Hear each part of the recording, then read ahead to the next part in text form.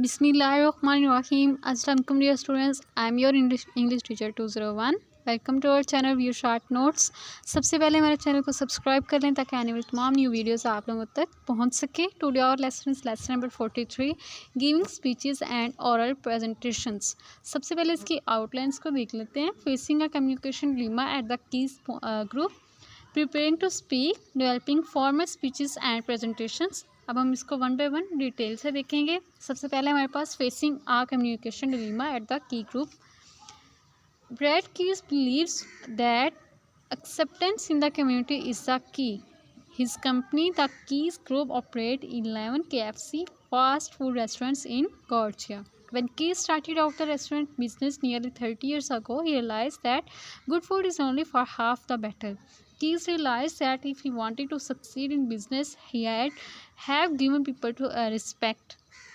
यानी उसने एक की बनाई कि अगर तो मैंने अपनी फ़ूड को जो है वो अच्छा अपनी बिज़नेस को करना है, इसमें सक्सीड करने के लिए मुझे रिस्पेक्ट करनी होगी अगले की। ठीक है, उसने एक ललीमा वहाँ पे बना लिया, कम्युनिकेशन ललीमा। ठीक है, अब उसने प्रिपरेशन किस तरह हम लोग करते हैं स्पीकिंग की। You need to define your purpose, analysis your audience and develop a plan for presenting your points.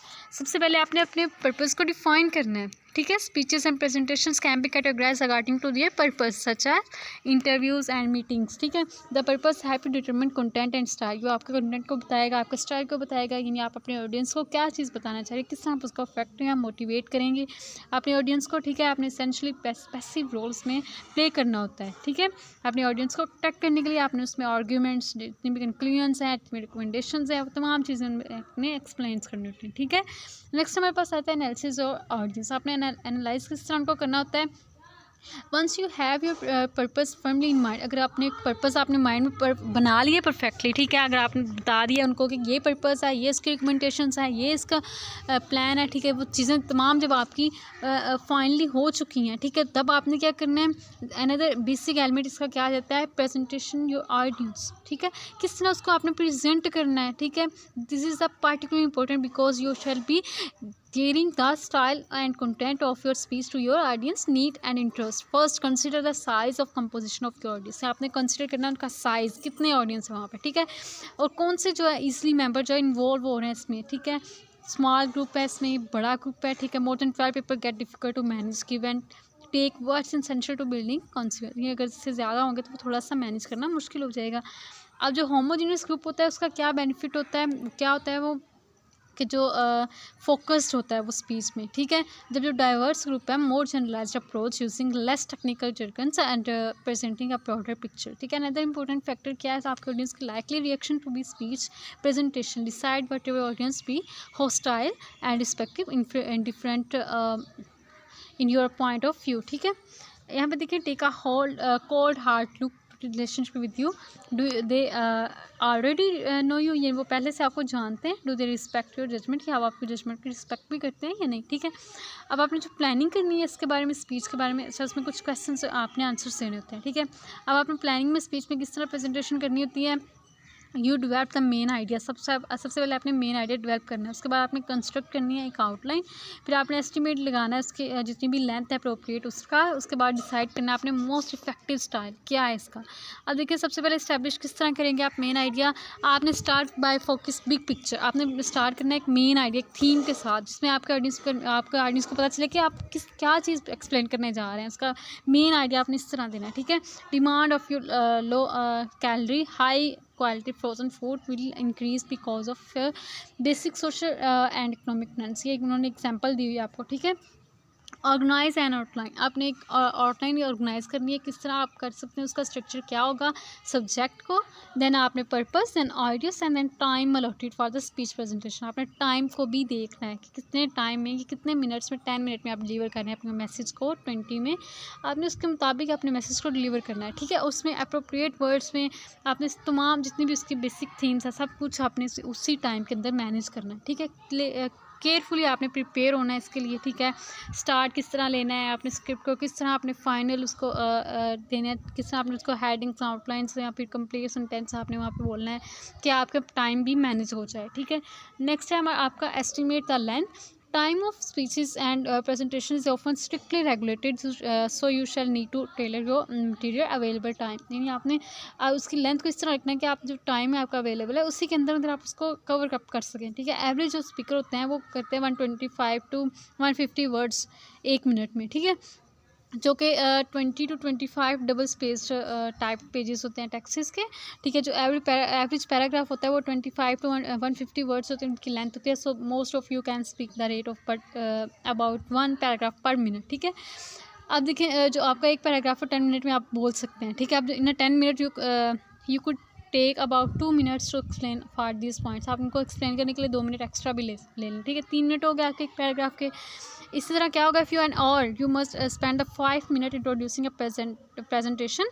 अगर आपको एक और है, आपने 5 मिनट लेने उसको इंट्रोड्यूस करवाने में, इस्टेब्लिश करने में ऑडियंस को, और ठीक है। उसके बाद अपने बैकग्राउंड इन्फॉर्मेशन देनी है, उसका अपने टॉपिक का ओवरव्यू देना है, यानी 30 to 50 मिनट्स में आपने एक्सप्लेन कर देना इन 3 पॉइंट्स को, ठीक है। अब स्पेंडिंग आपके जो 10 to 13 मिनट पॉइंट हैं वो आपने कंक्लूजन्स में 3 to 5 मिनट्स, और रिमेनिंग जितने भी आपके 10 to 20 मिनट्स हैं वो अवेलेबल, वो आपने क्वेश्चंस और उसके कमेंट्स जो आपके ऑडियंस के उसमें आपने स्पेंड करने। इस तरह ये एक अच्छा आपका बन जाएगा, ठीक है, स्ट्रक्चर।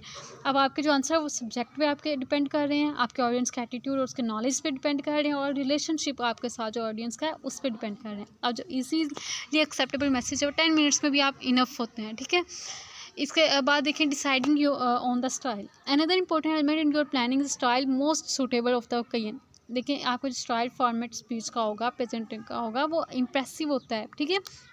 विजुअल एड्स जो आपके इसमें आएंगे, इसमें आपकी जितनी भी पिक्चर्स वगैरह आपने ऐड की हैं, टेबल्स कंटेंट्स ऐड किए हैं, वो तमाम चीज़ें इसमें आ जाएंगी, ठीक है। वो आप देखेंगे कि आपने किस स्टाइल में इसको देखना है, ताकि ये आपकी इंपॉर्टेंट चीज़ें भी इसमें आ जाएं, ठीक है। आपकी जो स्लाइड्स हैं वो आप उसमें मैसेज तमाम उनका कम्प्लीटली वहाँ पे प्रोवाइड कर सकें, डिलीवर कर सकें ईजिली फॉर्म में, ठीक है। Developing formal speeches and presentations.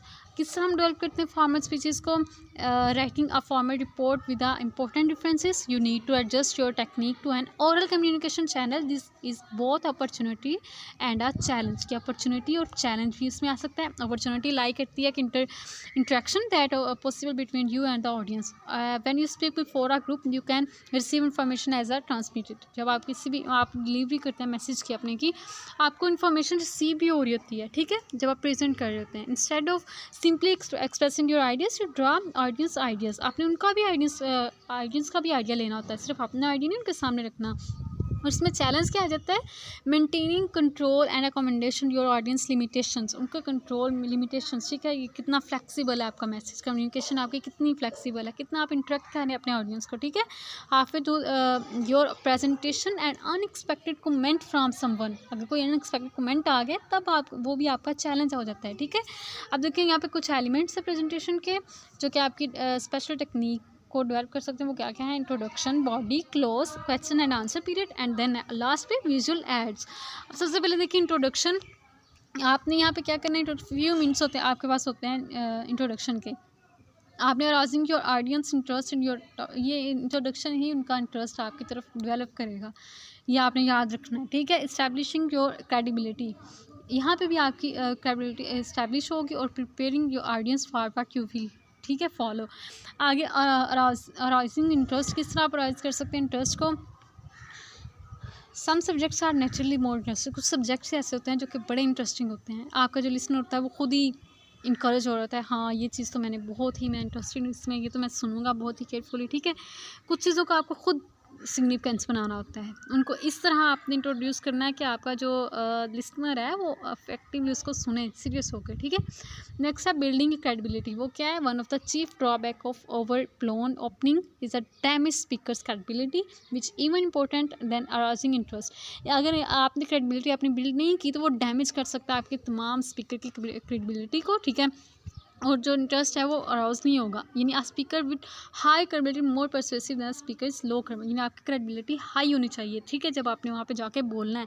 अब देखिए यहाँ पे generally speaking 1 or 2 aspects of your background we are the need to mention your position in the organisation, ये आपके पोजीशन को बताएगा, आपके प्रोफेशन को बताएगा, आपका जो नाम है कंपनी में वो बताएगा, ठीक है। You might plan to say something like this, यानी आपने प्लान कर सकते हैं कि मैंने ये चीज़ ये पहले करनी है, ये चीज़ बाद में कहनी है, ये चीज़ मैं मतलब अपना आइडिया इस तरह वहाँ पे पेश करूँगा। ये आपकी क्रेडिबिलिटी को इस्टेब्लिश करेगा, आपके पर्पस को ज़्यादा हाईलाइट करेगा, ठीक है।